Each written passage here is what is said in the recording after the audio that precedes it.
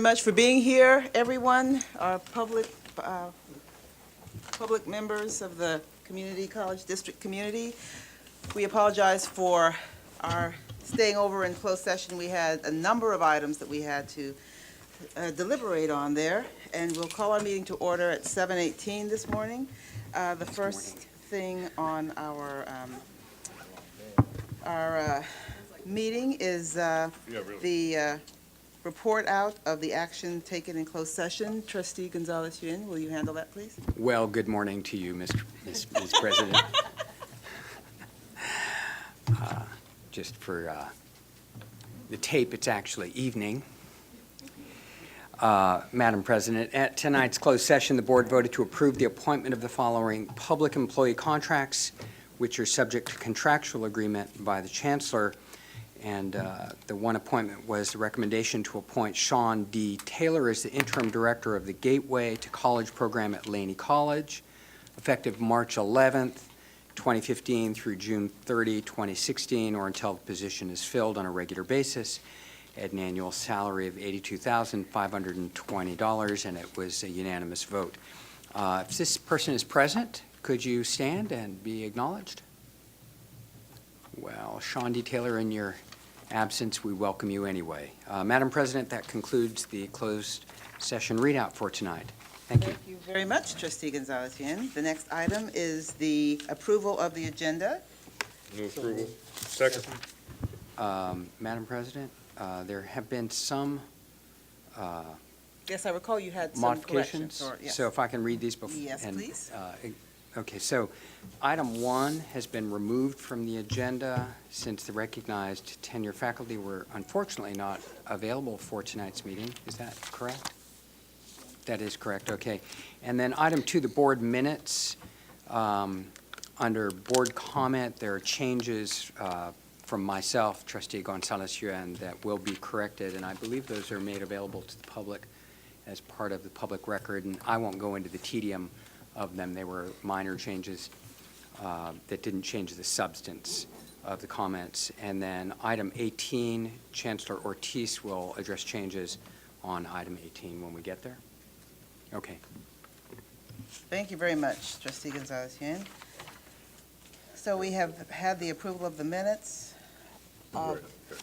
with modifications. All in favor? Aye. Any opposed? Any abstentions? Motion carries. The next item is the public communication. Do we have any speaker cards? Madam President, just to make clear, so item 18 is going to be moved from consent to discussion and action. Is that correct? That is correct. And Chancellor, were there any other changes to the agenda? Were there any items that were going to be pulled or moved from the consent to the action calendar?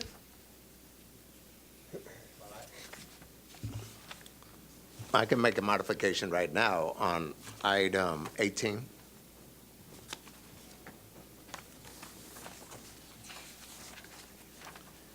Item 18 has 3 budget transfers. And I would like to delete numbers 77 and 79 from that item and just move forward with the budget transfer for 78. So, okay. And for the record, that means moving forward with the budget transfer for the College of Alameda Veterans Center remodel, but the 2 transfers that were in-house to general services are going to be removed from this item. And we'll do that when we get there, but that's the substance of it. Is that correct? Yes. Okay. For the Yes. chair, this quick modification, what is that going to do to the bottom line in terms of actually delivering the Veteran Center? I believe we were pulling that for we could put it on the action item so that we could have the conversation about it and then discuss it in order. The Chancellor said that he can make some modifications so we don't need to do that. And Trustee Ewan said that sounds great. I just want to know what that means. Well, that means that we are verifying the transfers number 79 and 77 that we have unable to do for this evening. And they will come back more than likely next time. And But- number 78, the Veterans Center, was going to go forward. That's going forward. Okay. All right, thank you. And Chancellor, was there another item number, I believe there was items number, or I should ask, in terms of the agenda, are there any other items that we need to move to the action calendar, or that we need to alter on the agenda? Or is that, I had heard a trustee say 14 and a trustee say 22. Now, I'm sorry, what was the item you mentioned? I believe trustee Handy said item number 14. Yeah, item 14 has incomplete information, so we want to pull that. And I believe that there had been also a trustee that mentioned item number 22.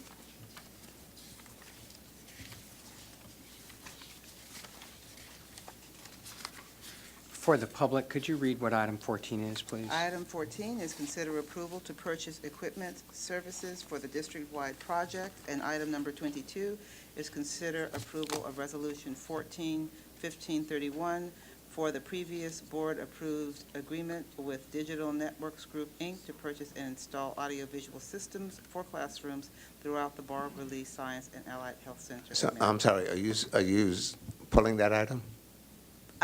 Yes, I had heard that we were, or at least I had heard some comments at the dais that there might be item number 22 pulled. Is that confirmed? No, I think that you need to rethink that, because that item is merely a resolution to a action that the board approved the last time we met.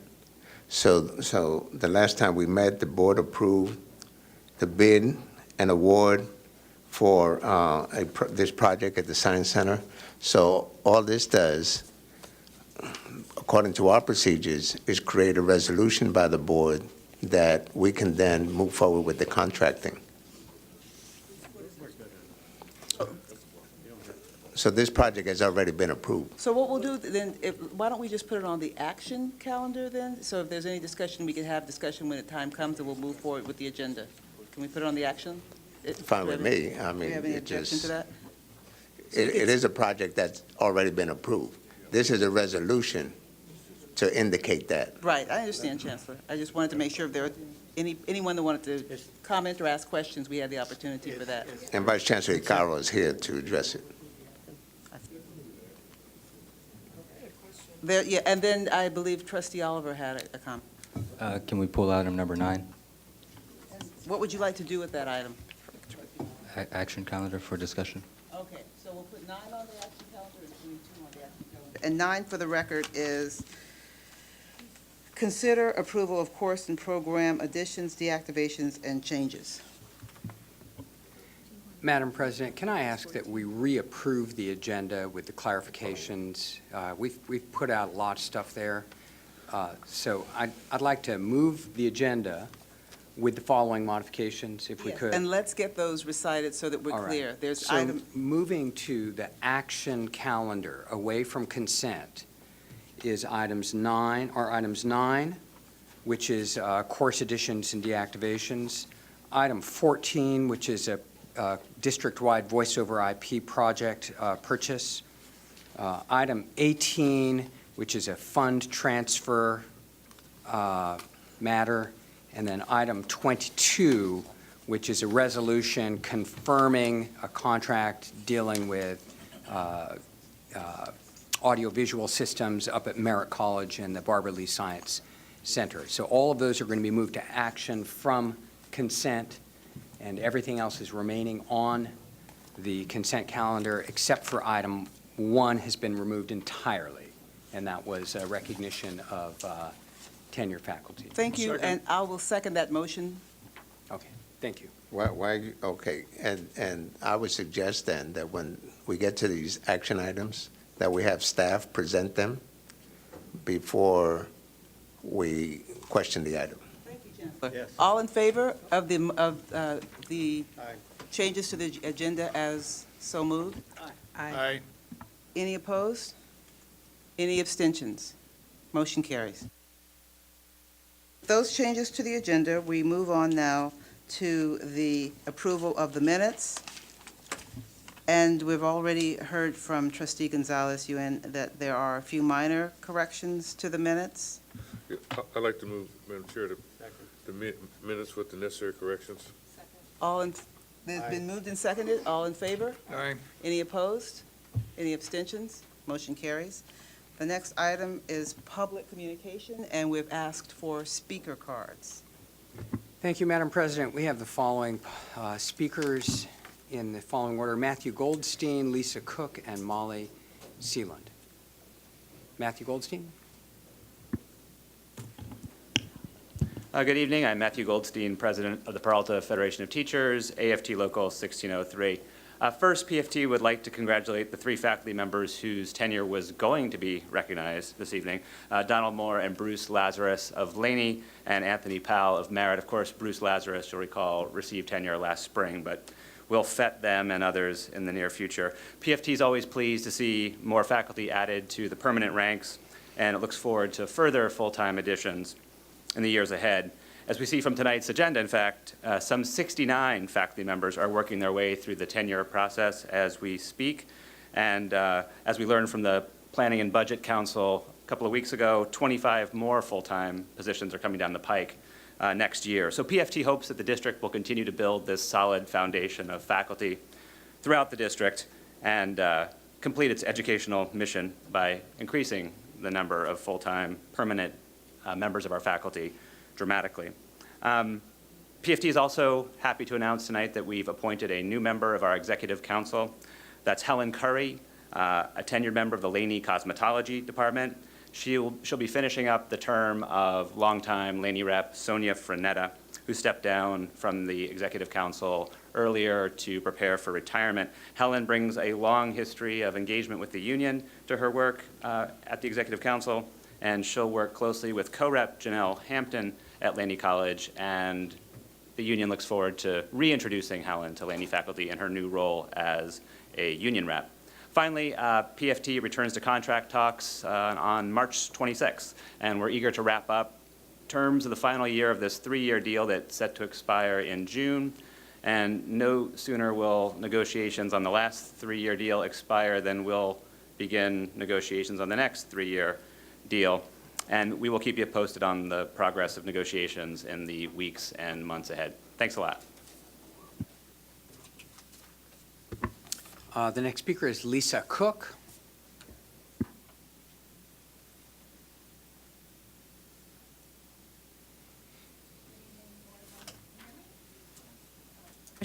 Okay, good evening, board members, members of the Peralta community and community at large.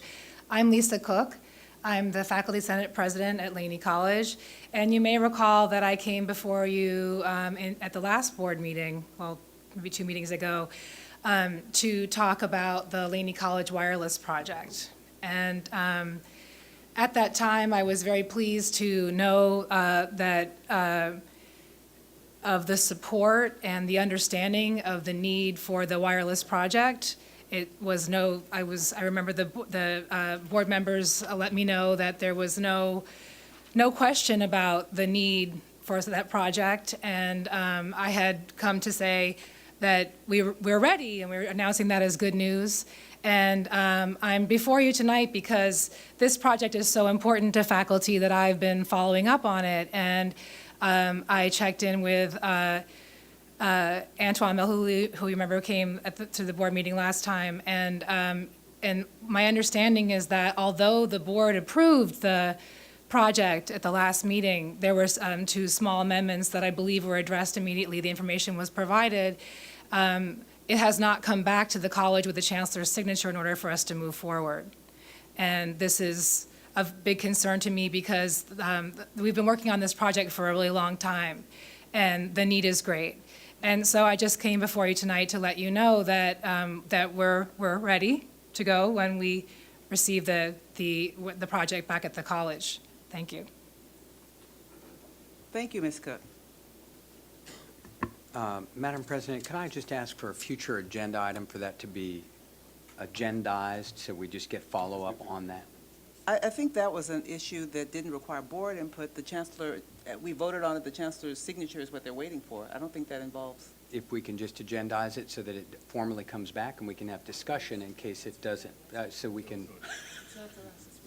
I fully, okay, that's fine. Thank you.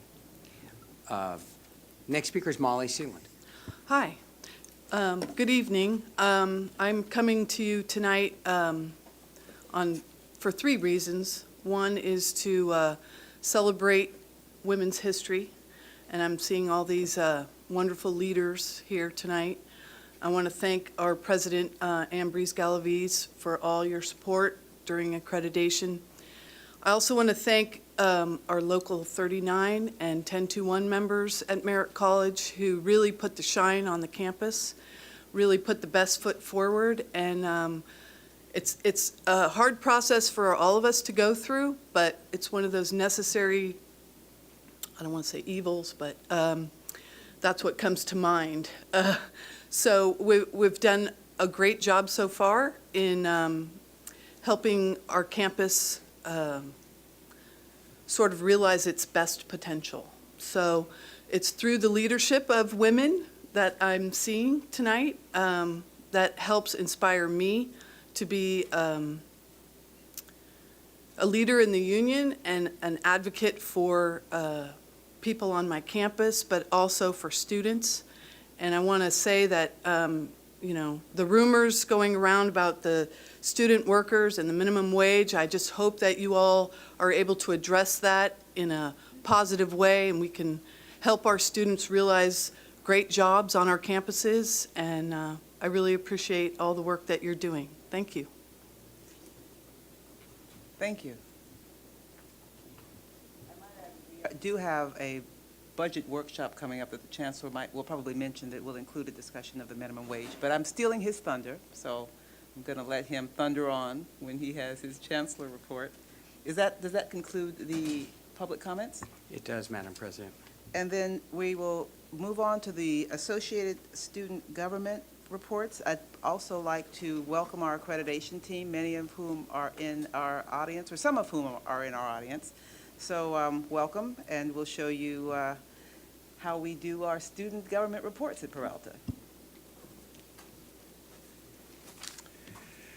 Good evening, ladies and gentlemen, presidents, board of trustees, and chancellor.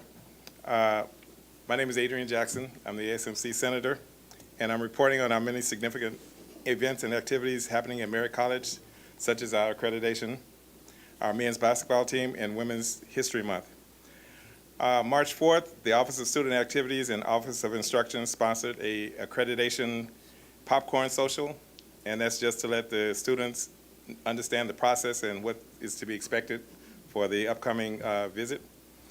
On March 7th, Saturday, I don't know how many of you all have been paying attention to our team, but our Thunderbirds won, and we are now headed to the state championship. We beat the Foothill College Owls 62-50, and the Thunderbirds are the #1 seed from Northern California, 25-6. And we face off Los Angeles College Huskies, 21-10. So we would like to see all your faces smiling as we win this next one. Okay, on 3/9, over 25 students from the ASMC and interclub councils attended the accreditation reception in support of our president and Merritt College. Today, ASMC met with the accreditation team also. We have a packed schedule for this Women's History Month. On 3/4, Puente presented a movie of Rosa Parks honoring women. On 3/17, Interclub Council is coordinating with various clubs on an all-day event honoring women, where we will be giving out roses to the ladies.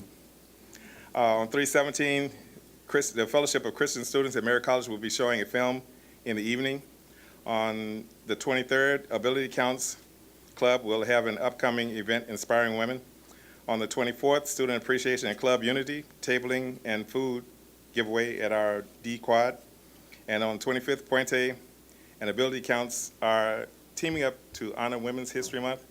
They will have a speaker, Carla Trujillo, and other speakers, danza and food. So everyone is invited to come. ASMC elections are coming up this month, and I want to thank you for your attention and your support. All right.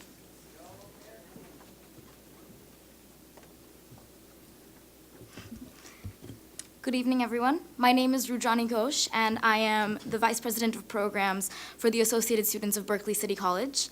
First of all, I would like to thank Chancellor Ortiz, the Board of Trustees, the staff and administration of the Peralta Community College District, as well as fellow student officers for allowing me to speak today. I would also like to extend our sincerest welcome to the accreditation team who's visiting the Peralta colleges this week.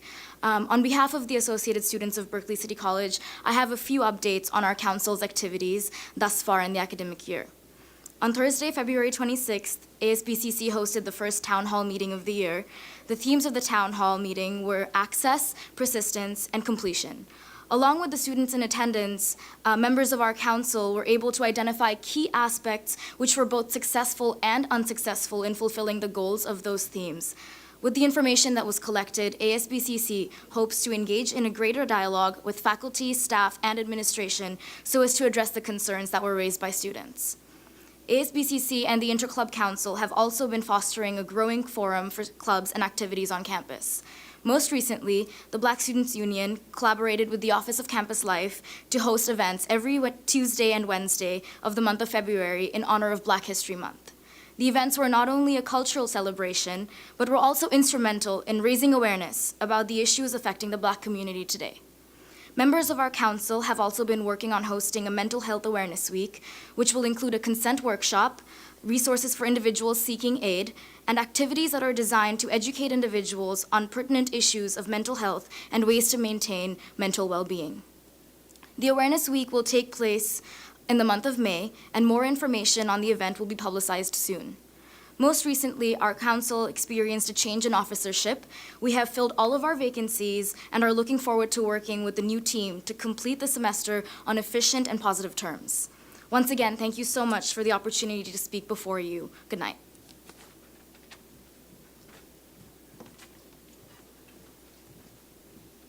Is this on? Okay, good. Good evening. My name is Adrian Abuyan. I'm from the College of Alameda. I serve as the Vice President of Operations for the Associate Students of College of Alameda. Good evening, President Brown, members of the board, Dr. Ortiz, and each of our presidents of our colleges, Dr. Budd, Dr. Webb, Dr. Alvarez Galaviz, and our very own Dr. Blake.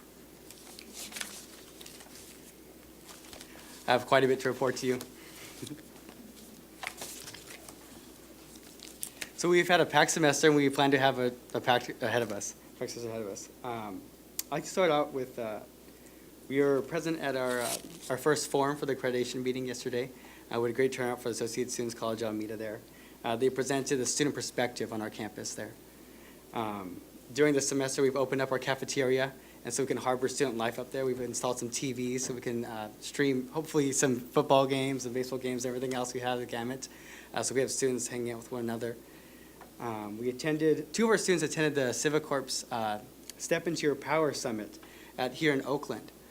They were invited back to do a leadership workshop, and I was very proud of them for doing so. We also had a robust Black History Month this past February. Our first event was Black Lives Matters, which we posted up a poster where students can write names of their family members who died at the hand of violence. We had a march for Black Lives Matter there for students across our campus. We had a Black Experience in Arts, where we invited tribal African dancers to come perform in the quad for us, and also a choir from a local church here in Oakland. We also had a film screening of the Cotton Pickers film tour, Trauma in the African American Experience lecture by Charles Washington, a counselor of ours here at College of Alameda, and also a counselor at McClymonds High School. Then we hosted a Sunday dinner. We could have students come out and share in community and edification of sharing a meal with one another. That was one of my favorites. Food is, I'm a foodie, there we go. We also hosted the College of Alameda Dance Department celebrating Chinese and Vietnamese New Year. We had performance from Vietnamese, North Central and South Cambodian, Chinese, and ballroom expedition dances, all in our quad. We also, for Women's History Month, we're actually calling it Women's Her Story Month. Our past one we had the other day on March 5th, it was for the importance of women in higher education. We had a panel of 3 speakers there, and tons of students showed up. We also had a taqueria come in, and we had tacos for every student there. I like that one a lot. share perspectives of students who went through the Peralta Community College District and are also serving in the community. And we have tons more events. We have about 6 events for Women's History Month. We have on March 11th, Women Putting It Down. It's a spoken word performance out in the quad. Women's Continental Breakfast, so we can honor and appreciate the COA staff and faculty, women, and students who will like to come there. Women in incarceration. We have a club called Students Against Mass Incarceration, and so they have a dialogue open to the public where they can speak about stopping mass incarceration of women, and a screening of the film Misrepresentation on March 18th, and honoring MSA women. We have an event to honor Muslim women. The Color of Women, I Am Beautiful. And so this is a place where women can come, students all alike, and express talent. So we have art pieces given to honor women in our country, and especially in our Peralta School District. We also have the Breaking Barriers lecture series. Students want to be a part of educational equity, we've seen. And so we've recognized these 2 speakers, Jeff Duncan Andrade, to come speak, and Cesar Cruz on May 13th.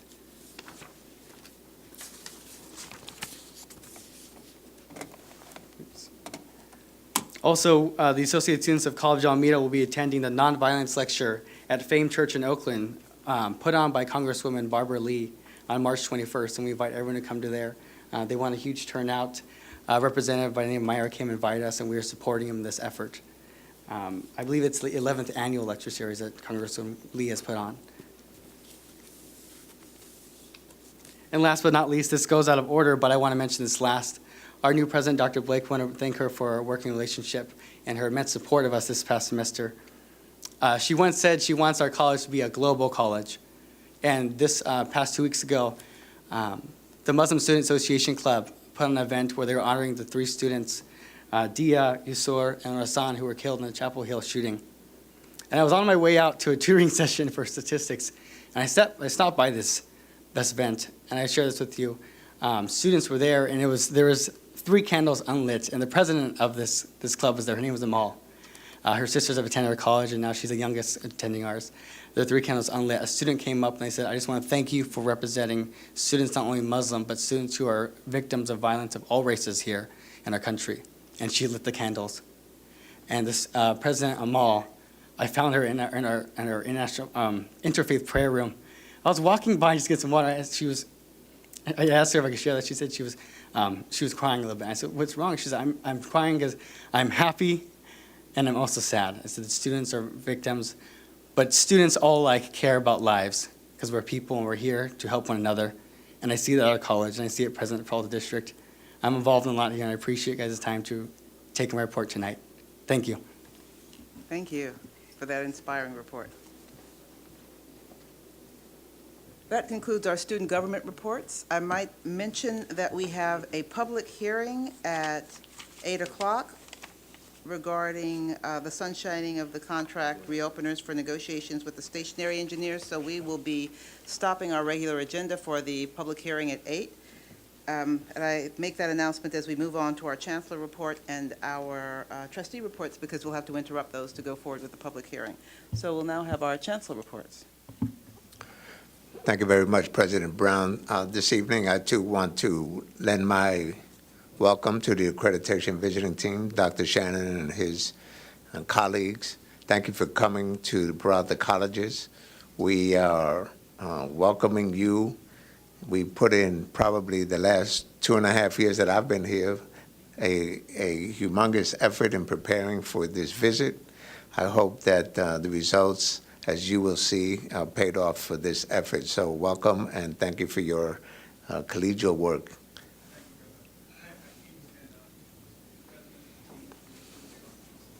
As to your credit. Let's give them a round of applause.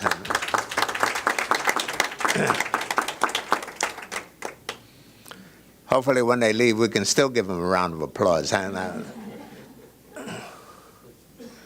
also want to congratulate the Peralta Colleges Foundation, which had a wonderful gala event last week at the Marriott Hotel downtown Oakland. It was a very successful fundraising event. It was a scholarship dinner, And I want to congratulate and thank the Peralta Foundation staff for all their efforts. Thank the college presidents for their support of this activity, and we will see you again next year. Tonight, I also want to address some of the issues raised by Trustee Oliver regarding student participation in committees. I also want an update from our Vice Chancellor of Finance regarding student funds and the accounting for that. So I'd like to turn it over to our General Counsel, Natasha Soni, to give us an update on her research. Thank you, Chancellor. At the request of the Chancellor and the Board President, I've begun a review of the district's practices in the shared governance rules around student involvement, and just beginning the analysis with Section 51023.7, which is the Title V regulation that allows for and requires the district's consideration of student participation.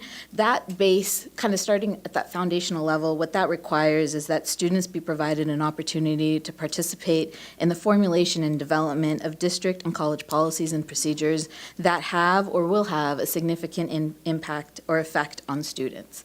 The district, along with most districts in California, do this through its shared governance process, and that seems to be exactly how Peralta Community Colleges and each of the colleges within the district handle this. The primary way that that occurs is through committee participation. We've just begun our analysis of how do students in Peralta engage in those committees, and by looking kind of on a college-by-college basis of what committees exist, how those committees relate to the shared governance process, and are students participating, or is there even a place for students to participate in those committees? The preliminary evaluation has shown that there are active committees at each of our colleges, as we would expect, that those committees each do have places for student participation, and that there are students actively involved in most of those committees. That's also true of the district's 4 main committees, and that there is a place for student participation and seats for student participation in those, and that, at least through our preliminary assessment, those positions are also full. One of the questions that was asked was, what is the difference in the shared governance process between the role of the Academic Senate and the role of the students in terms of the way Title V regulations roll out? And on that question, the State Chancellor's Office has provided a legal advisory and a legal opinion. And the distinction that the State Chancellor's Office has laid is that while in working with your academic senates, where you have the requirement of either relying primarily or reaching mutual agreement, the student governance matters is one of having the voice heard. So you have to provide, the district has to provide the opportunity for participation in the formulation and development of policies and procedures, and that their views be given every reasonable consideration as the district is considering policies and procedures. This happens throughout the district and throughout each of our colleges in various ways, primarily through committees. That includes the curriculum committee, for example, or it'll include the committee, the college council, the college facilities committee, committees on technology, et cetera. And so in each of those areas, we're just reviewing, is there a role for students? Have there been seats established for students? And are students filling those seats? And is that participation occurring? And so that is the evaluation is still is still underway, but our initial analysis is that this is a very active part of the college district, where you do have active committees at every level, and there's all of the positions, or most of the positions held by students do seem to be filled. Thank you. Any questions from the board? Do we have any questions from the board regarding our interim general counsel's report? If there are none, then Trustee, do you have any questions or comments? No, thank you. So I'd like to move on to our Vice Chancellor of Finance, Susan Rennie, who will give us an update on her work with student funds and the accounting process. Good evening, Board. At the last meeting, we discussed the student funds. We had discussions that there was actually a meeting between the the director of student life at each of the campuses, the director of finance and administration at each of the campuses, myself, and the director of fiscal services here at the district office. We had that meeting a couple of weeks ago, and the purpose of that meeting was to identify the challenges that are actually out there at each of the campuses and start a draft of guidelines in order to get the students paid in a timely fashion, get a standardized process district-wide for any of their activities. We started developing a draft of the procedures. From that meeting, each of the director of student lives took that information back to their student leadership and have requested to have it as an agenda item on each of their, at one of their meetings this month. We are convening back on March 31st to get the results from all of the students' inputs to formulate the procedures in order to make it a standardized procedure district-wide. So we plan to have this all done within the next 2 months, April at the latest. March 31st is our next meeting. So that's where we currently are at this point. Thank you. Any questions from the Board of Trustees? Do we have any questions regarding the report for our Vice Chancellor of Finance? Susan, thank you very much for that report, and that concludes the Chancellor's reports for this evening. President Brown. Chancellor, we have 5 minutes. We're going to start before 8 o'clock, we'll start the trustee reports, and the Board of Trustee reports, and we'll start with Trustee Bonilla. Great. I'd also like to welcome the accreditation team, so welcome. And I'm always so moved by the student reports, so I just have to put out a thank you again to the student reports. They were very moving, and if I go back to the College of Alameda and your reference to Women's Her Story Month, I thought was very captivating. So thank you for that. I also had the pleasure this past week to attend the Peralta College's Foundation dinner, scholarship dinner. That was also very well attended. I want to thank the foundation staff and their many volunteers who were at that dinner. And it was very exciting, and I look forward to more events. Thank you. That concludes my report. Trustee Handy? Yes. About the foundation dinner again last week. For those of you that don't know, when I first started here at Peralta, when I was first elected about 12 years ago, the foundation barely had any money. We were struggling, trying to put it together. And what you don't know is the people who put it together, every penny that was earned up to the first million was the Peralta family. It was employees. Employees gave their time, their vacation time to man our golf tournaments. They set the tables, they dressed the events, they did everything to make those events successful. And all of the monies that we raise go right back to the students. Up until maybe 4 years ago, we didn't have an executive director. We didn't have a staff really for the foundation. And I just want to give a shout out and a thanks to them because, again, last Thursday night, they were there. They were doing it all. And the flower arrangements from the Merit Horticulture Department were absolutely gorgeous. And even though I did not win it, I was able to wrangle it away from the person at my table who did win it. So again, just a shout out for the spirit of the Peralta family. People are tired. They say they're going to go home. They say they're never going to do it again, and they're the first people you see signing folks in when you get to the event.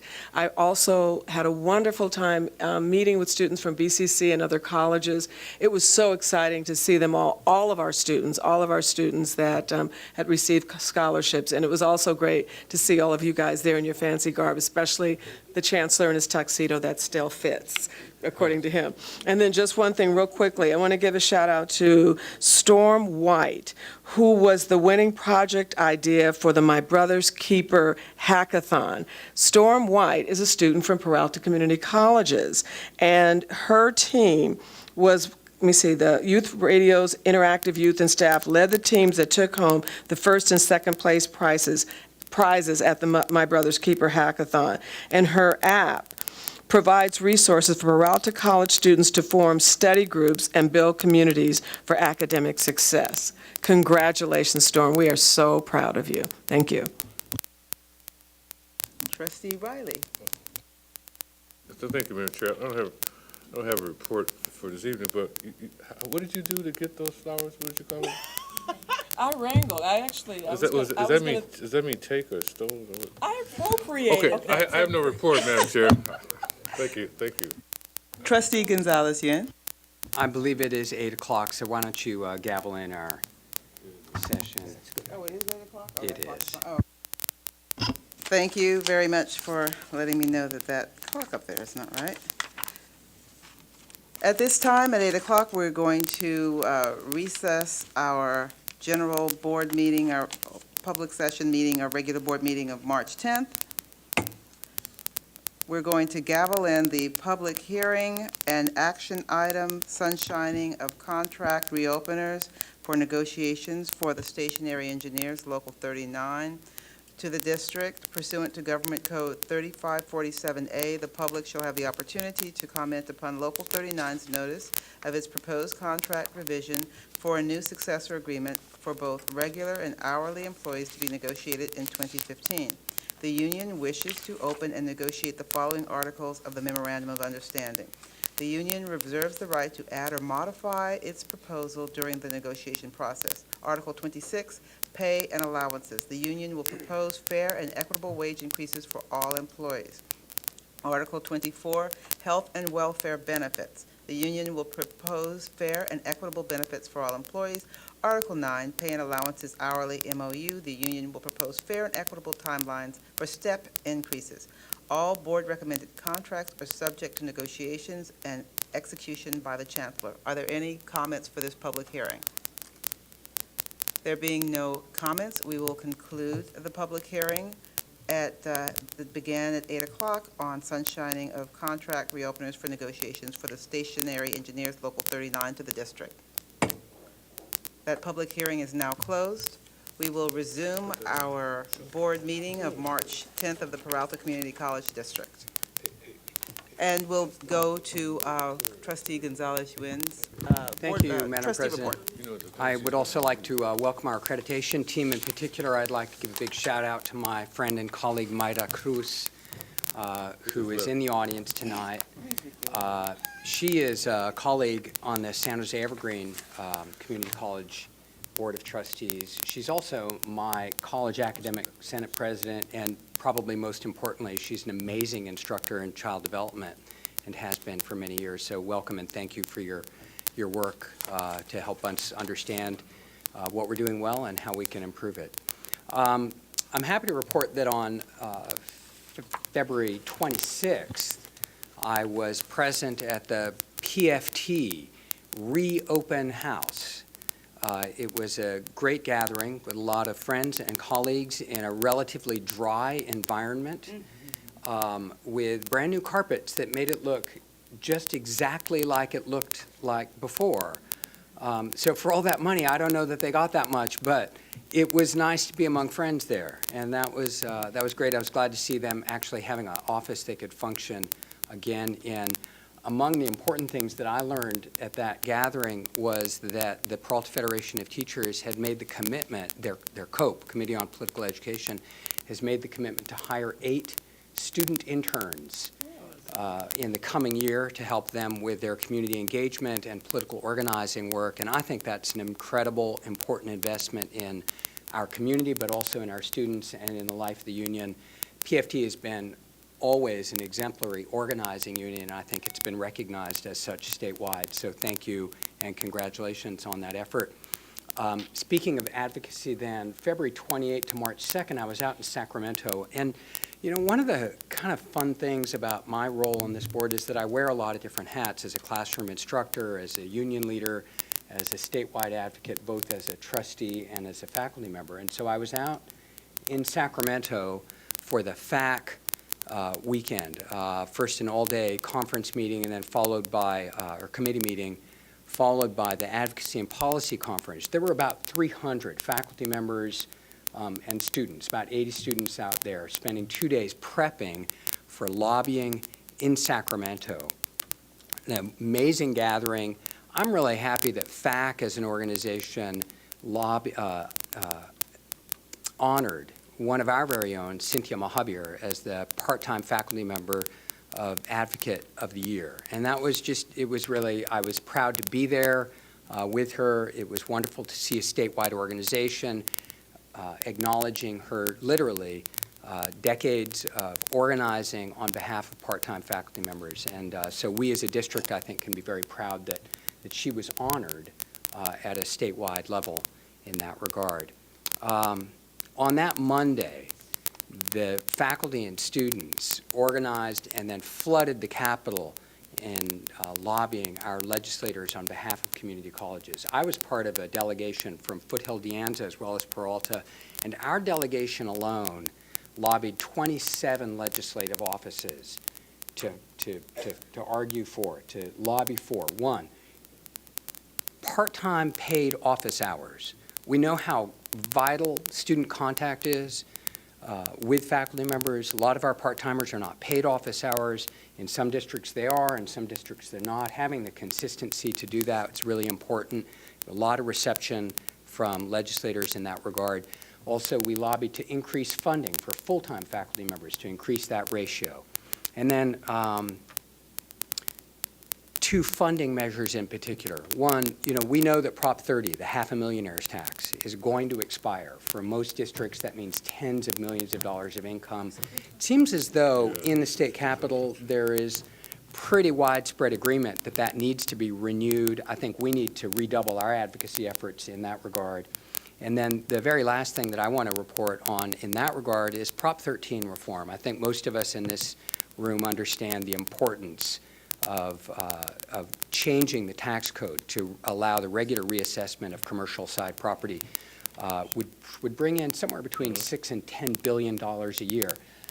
The cool thing about this, and I'm just wrapping up right now, the cool thing about this is that it used to be thought that Prop 13 was the third rail in California politics, that nobody would touch it, nobody could approach it. I'm happy to report that our general counsel and the interim executive director of the California Community College League came up to me at that conference and reported to me that the League has now taken a position in favor of regular reassessments on the commercial side of the property tax, i.e. Prop 13 split roll reform. Now, the Community College League, I don't think anybody can say is the radical organization in this state. When the League takes that position, things have changed. I think we're going to see a brighter day, maybe as early as the 2016 election. That's all I have to report. Thank you very much. Trustee Oliver? Hello, everyone. So I wasn't really going to say anything because I didn't want to, be the student in the room that wasn't, there's a lot of great things said by students earlier. I hope you guys see the hard work and investment students have in their campuses and the district. But, and also I didn't speak up. You guys asked if you have any questions about the Vice Chancellor of Finance and Interim General Counsel, their report. If I had any questions according to the Brown Act, items that are not on the agenda cannot be discussed. So I will address two or three things in my report. One, the General Counsel stated,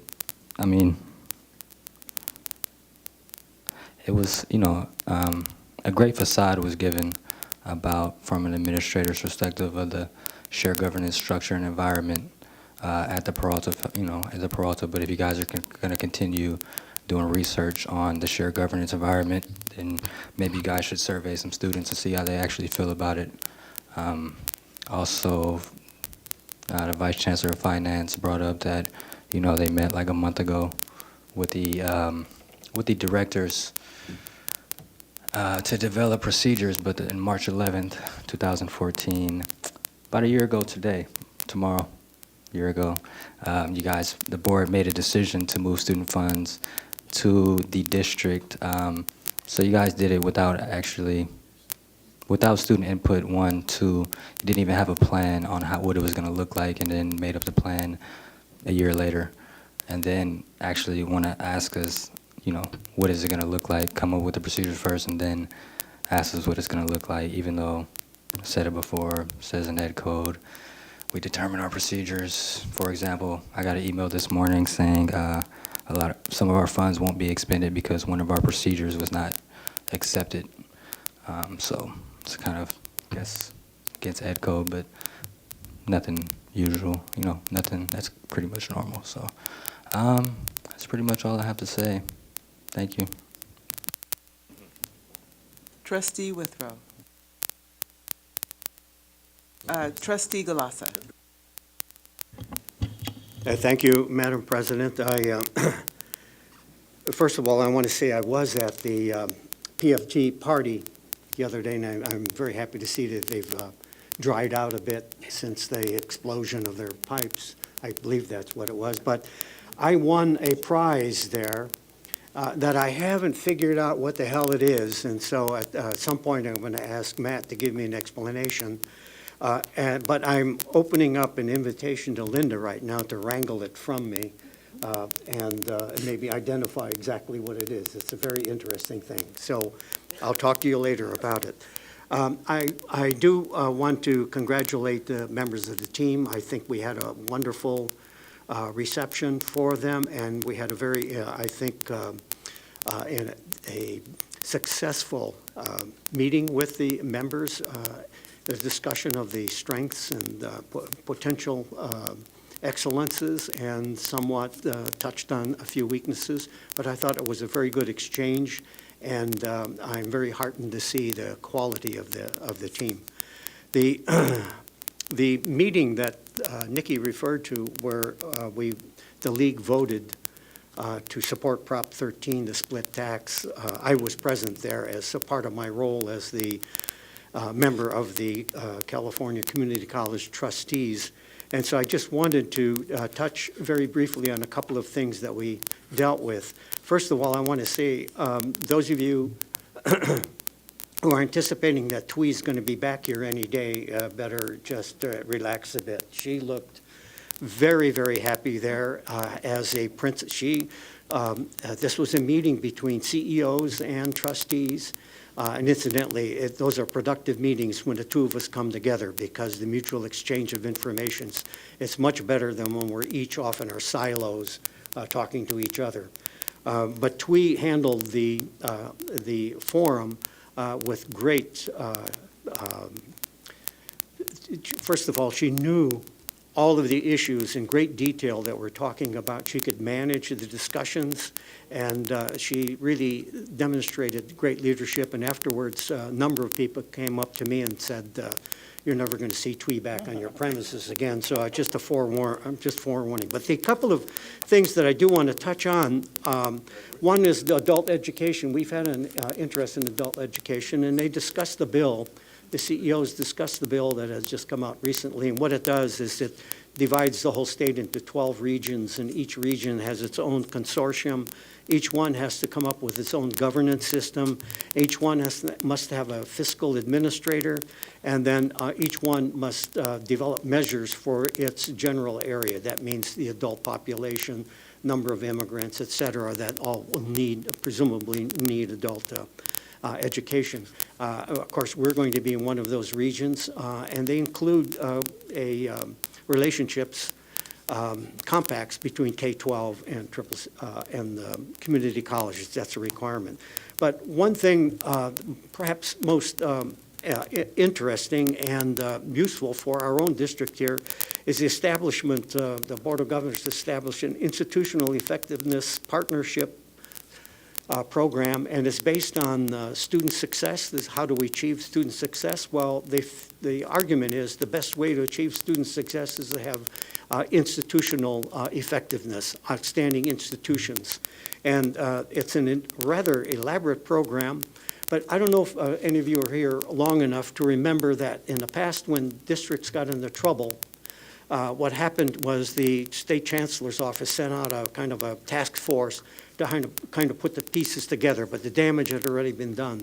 This is a whole new program based on effectiveness, trying to make your district, your individual college, one of the most competitive in the state. And the way it's done through voluntary partnerships, a team, you work with a team, you'll be eligible for 100,000, let's see how many, they have a total budget of $2,500,000. It's guaranteed for the next 5 years. And the individual awards are for over $100,000. And what they do is they come in and work in a voluntary way with the members of the district, and they focus on 4 basic areas: student performance, accreditation, fiscal health, compliance with regulations. They've come up with a whole list of indicators that will be used to evaluate your institution, as well as to come up with a kind of a program of excellence for the entire state. It's wide open at the moment. They're just forming the groups. They're inviting everyone to participate, and I think it would be very ideal if the district itself could become involved, and I have plenty of information and can direct people to the sources of this information. So, and I think with that, that concludes my report. One minor, concurrent enrollment is still a big issue for the league, and we're hoping that we do get an arrangement that really benefits both of us. And I want to thank Dr. Webb. She was there and gave a very stirring support for full-time faculty when one member of the group urged that we just hire part-timers because of the fiscal situation is not that clear. And Eleanor, you gave a very eloquent defense, and I appreciate that. That's the end. For my trustee report, I'd like to echo the congratulations to the Peralta Foundation for the successful gala this past week, and also mention that the Honorable Barbara Lee, our Congresswoman, has given us a certificate of special congressional recognition to the Peralta Colleges Foundation. So we are once again supported by our Congresswoman, and hats off to the Peralta Foundation.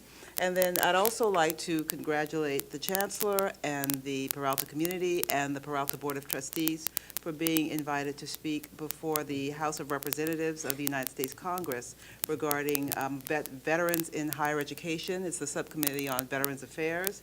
And that result has come, or that invitation has come as a result of the hard work that the Chancellor and the trustees and our administration and our faculty have put forth to promote services for our students and our youngest veterans.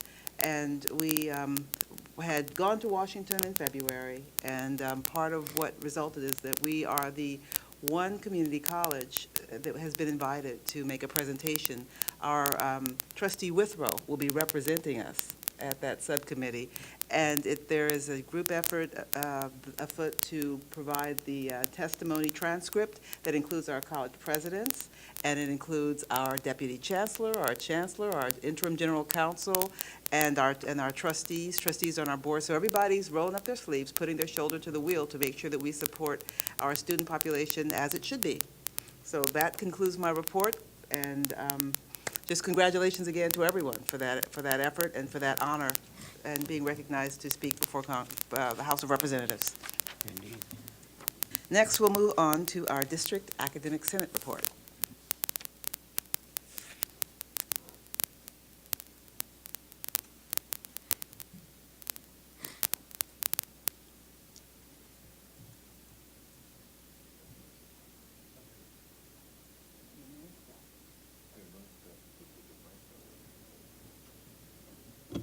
Thank you. Thank you, Madam President. Despite the fact that it took us so long to get that set up, good evening anyway, and because of the attention that I've had to pay to the accrediting team visits, as well as the attention that I've needed to pay to my students, I do not have a report tonight. That moves us to our consent calendar, and look at that, we're only 3 minutes off our agenda. So is there a motion to approve? I'll second that. It's been moved and seconded that we approve our consent calendar. All in favor? Aye. Oh, I'm sorry, it's been moved by trustee Riley and seconded by trustee Bonilla to approve our consent calendar. All in favor? Aye. All opposed, or any opposed? Any abstentions? Motion carries.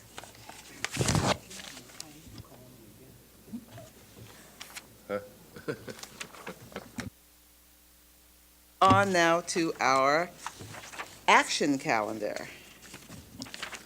And the- So, President Brown, I would like staff to present these items so that it gives an opportunity for board members to question or react to the presentation. This will be brief, but I'd like to put the context for each one of these items before the board.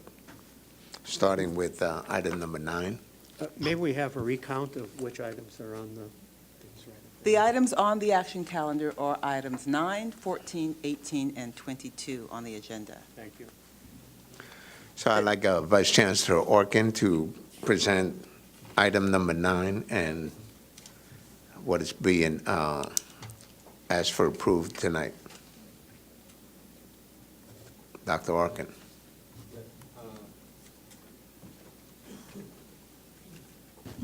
There we go. Okay, item number 9 is a curriculum item. And so there are various course additions, modifications, and program additions and modifications, as there are every month.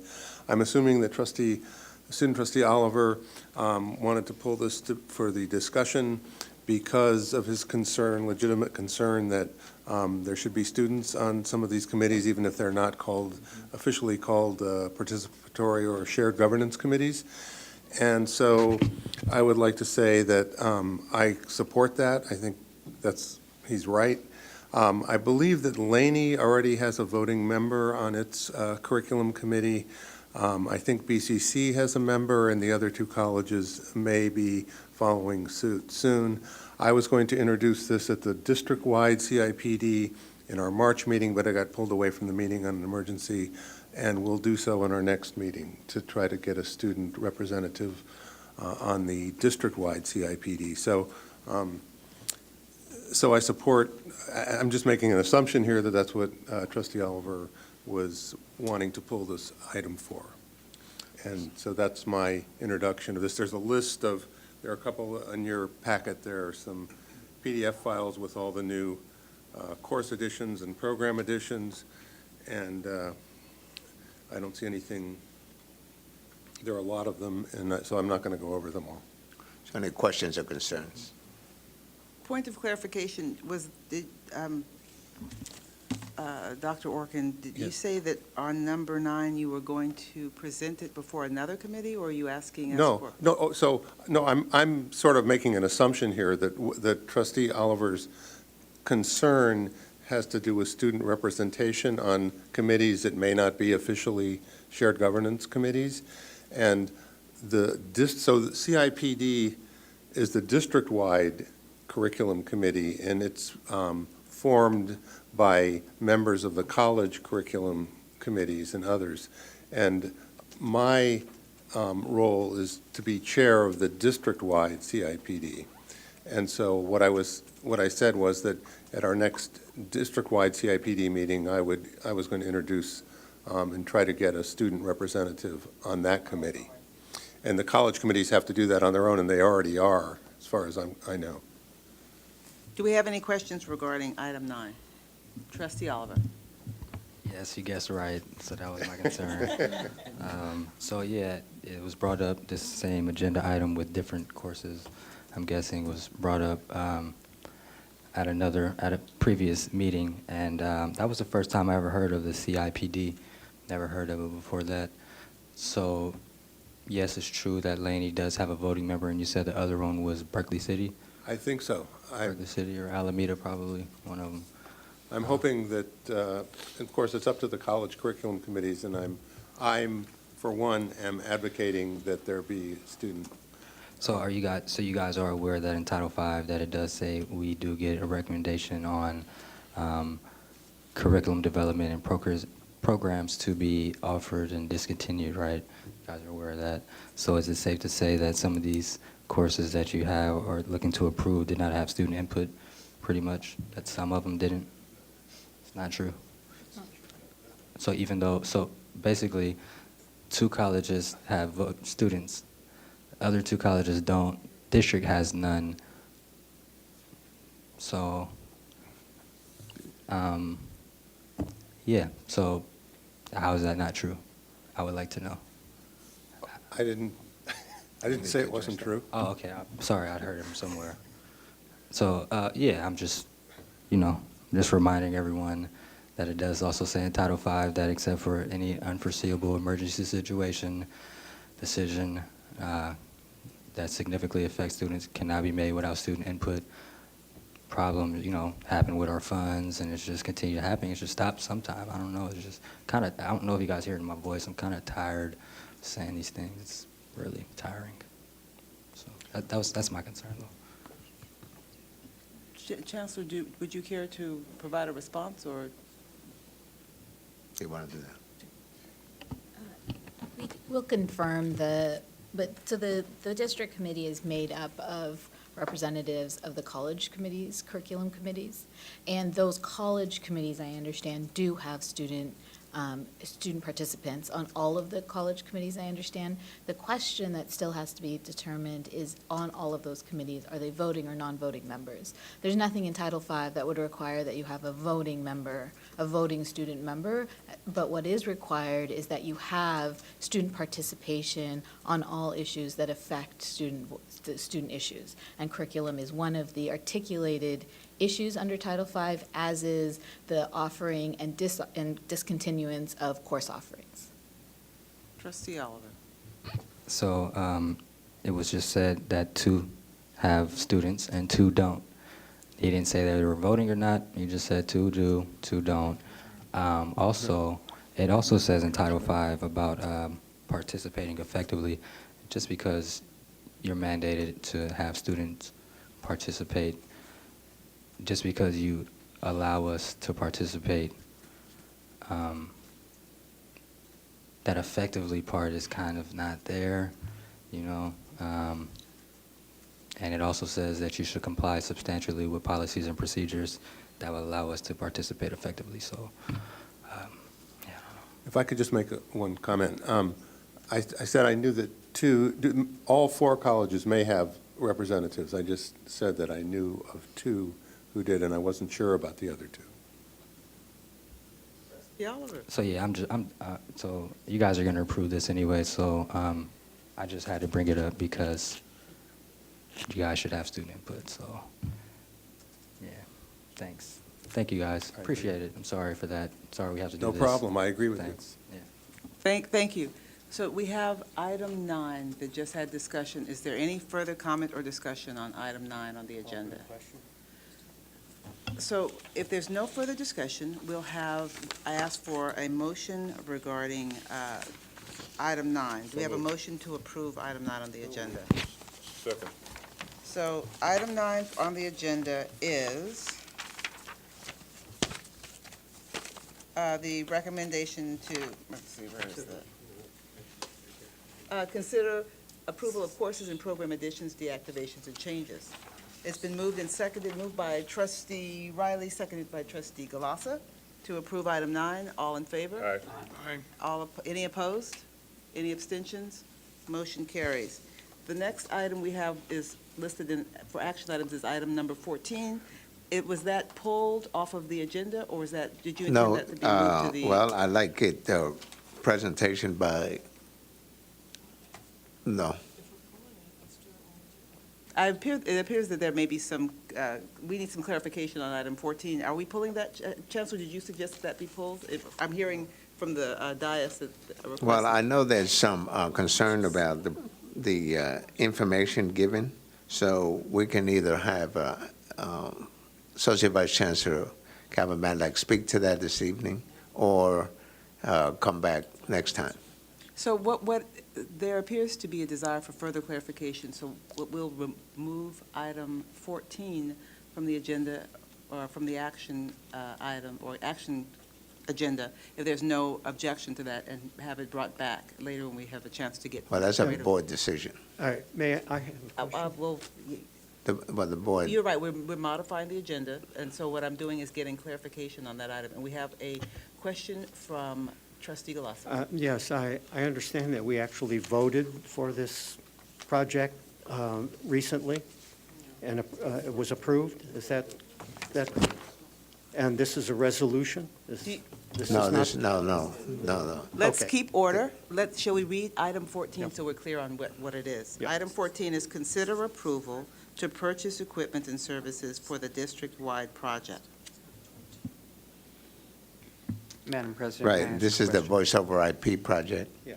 And let's bring it back on the next meeting All right. with more clarification. So may I have a motion to bring back item 14? So moved. It's been moved by trustee Withrow, seconded by trustee Gonzalez-Yuen, to remove item 14 from the agenda to be brought back at a later time. We'll have our vote now. Can we have order and take a vote? Oh, I'm sorry. I'm sorry, Madam President. All in favor of the motion? Any opposed? Any abstentions? Motion carries. The next item on the agenda is item number 18 on the action calendar. Item 18 is, I think I explained this already, 3 budget transfers, 77, 78, and 79. I would like to, at this time, consider only number 78. Numbers 77 and 79 will come back at the next meeting. Madam President, I'd like to move this item, striking items 77 and 79, and funding item 78. It's been moved. Do we have a second so we can begin discussion? We have a second from trustee Handy. So we open. Oh, Bonilla, sorry. So we're going to have discussion on item 18. Would you like to have that presented, Chancellor, or do you want to, item 18 is modified? Do you want someone? Well, it's modified, you should vote on it. Oh, you don't want a presentation from your, No, I just did it. okay.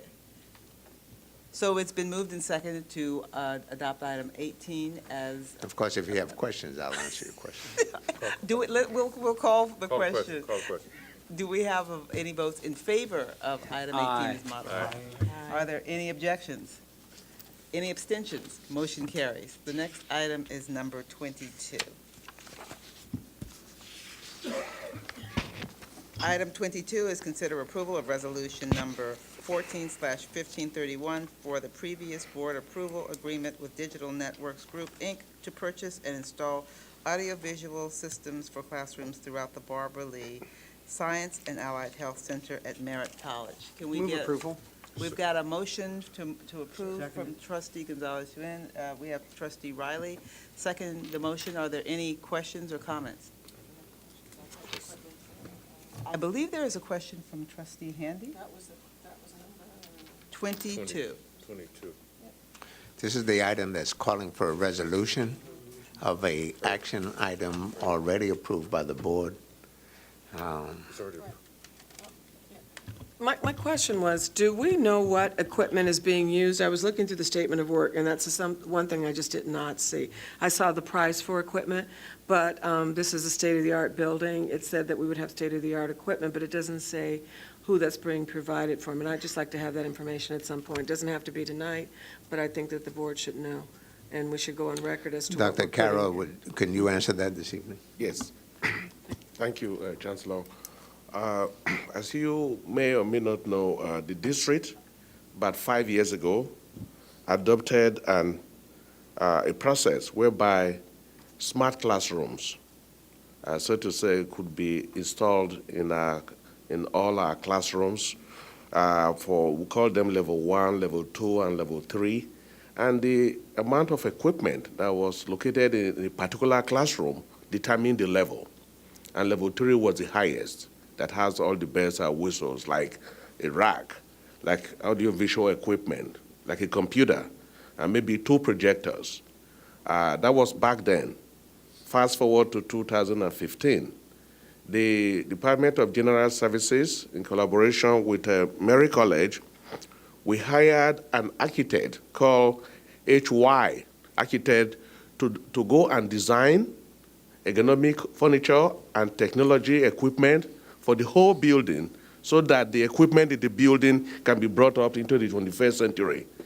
So the HY architect had a subcontractor who is a technologist, and the name of the subcontractor is WHM.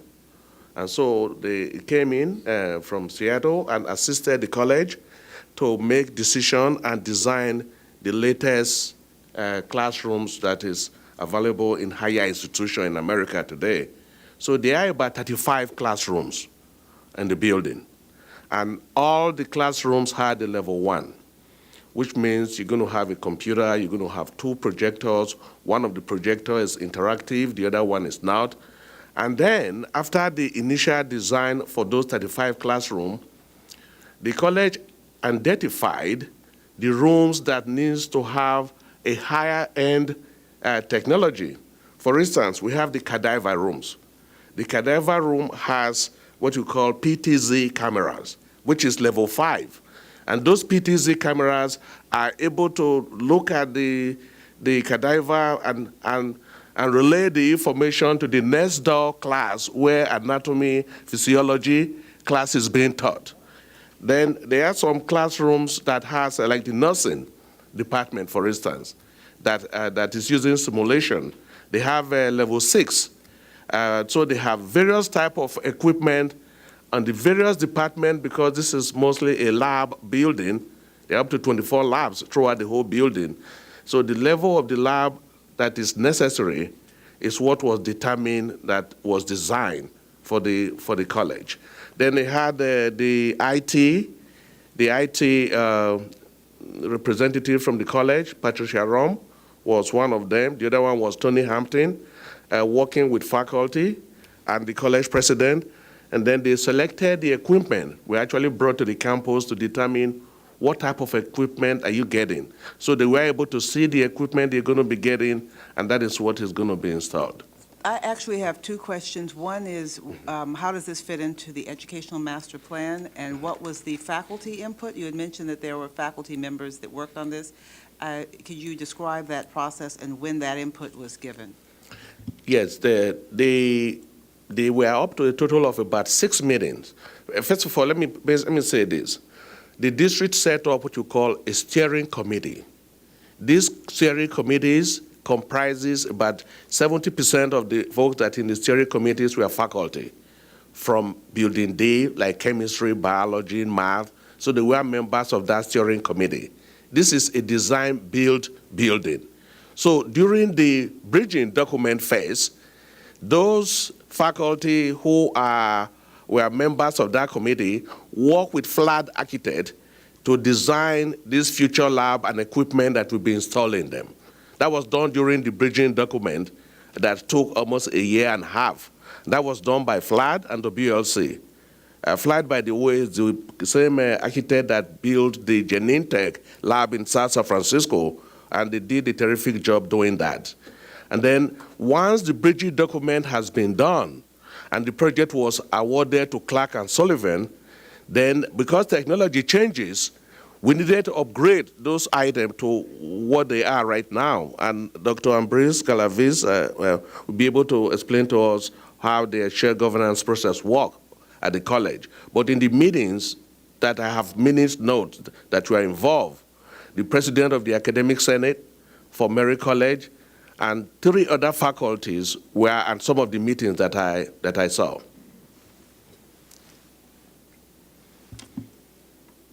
Dr. Ambrose Galavis. Yes. This has been an extensive process, and we did ask for a demonstration because we wanted to understand the different levels that Dr. Icaro is referring to.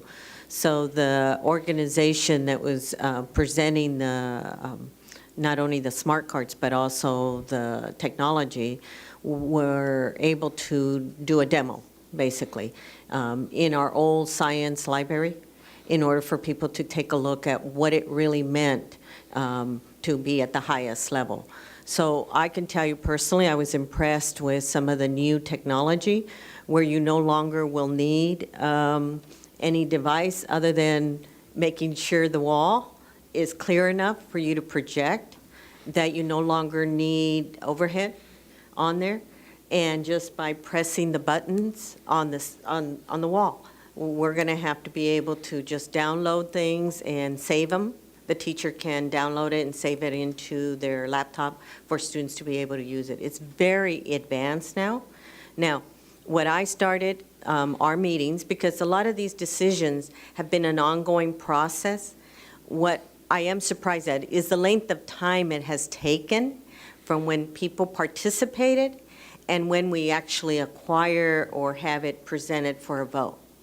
And so sometimes the length of time that's taken for that selection does require that we revisit just to see what's happened, let's say, in the last 2 years. The demo that I'm referring to occurred in the summer, this past summer 14, when they came and did the demo for us. Now, I know some of the administration questioning occurred back then about the quantity of projectors.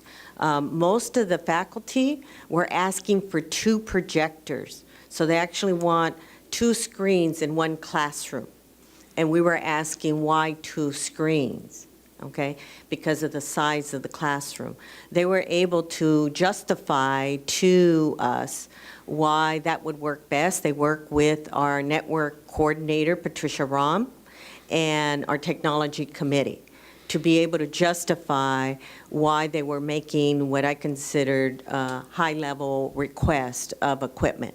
And then when we saw the upgraded equipment that was available, we understood that the quality would last longer down the road. Because we really, one of the things that was really reinforced to us is we really need to consider that the equipment we're buying now has to be relevant 5 to 7 years from now. It cannot just be what's available today. We really have to almost think about, it's going to cost us more now, and it's worth paying that extra dollar because 3 years from now, it will be the norm. You know, and then 8 years from now, it will be outdated equipment. So it is a bit costly, but it will be the state of the art based on what is being offered right now.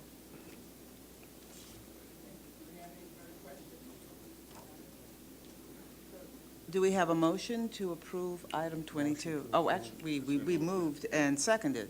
We'll call for the vote. All in favor for item number 22? Any opposed? Any abstentions? Motion carries. Our action agenda, I'm going to turn it over to Trustee Gonzalez-Yuen to make our announcements, but I first want to mention that our own Jennifer Siebert, who is our, is that Vice Chancellor? What's Jennifer's official title?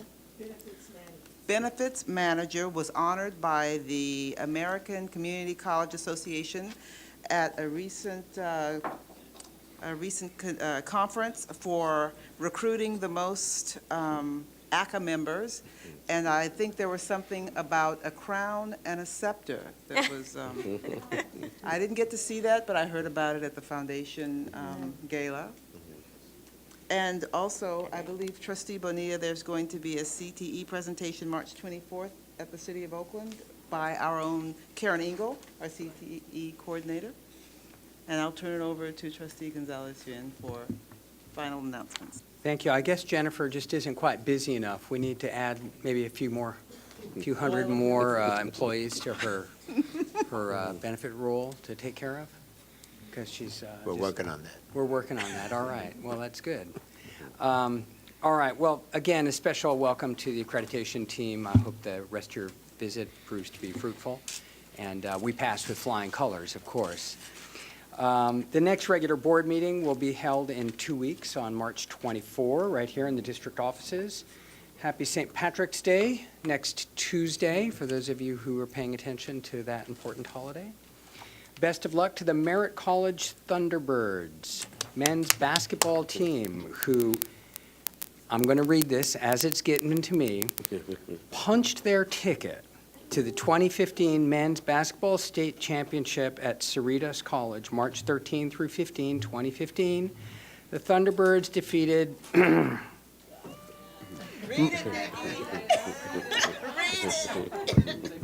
the sister college in my home district, Foothill College Owls, which apparently managed to score all of 50 points.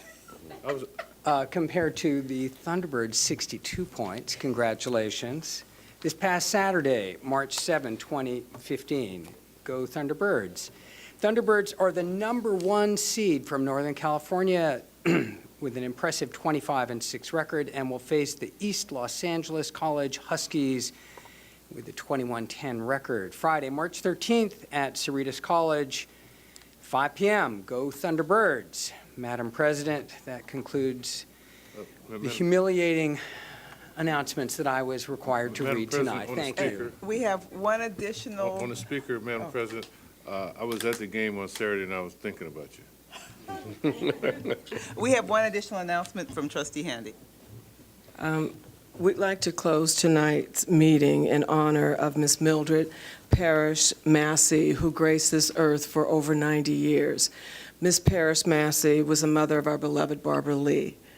And one of the things that the Congresswoman shared with me, it was, I guess, a week ago when the service was that there were 2 regrets. One, that her mother did not live to see the dedication of the building, and the second was that her mother wanted her to restart the piano.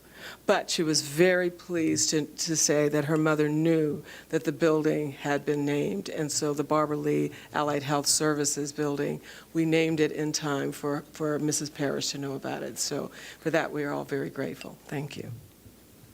That concludes our board meeting. Everyone have a great night.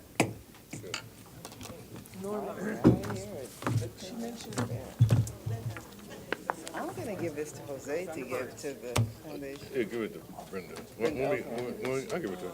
Okay. You make me read those things. Well, at least it wasn't Deanne's college, right? But you know, they fought well. I mean, it was tied up at halftime.